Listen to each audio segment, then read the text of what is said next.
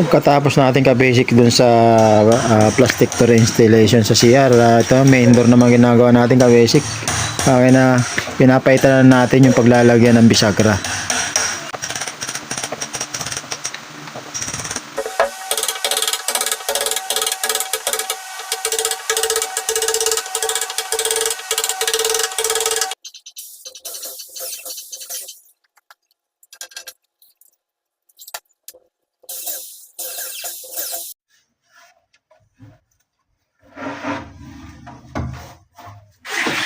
At yan mga kabasic, susubukan na natin isalpak yan. Napakabigat yan mga kabasic, solid na solid yan.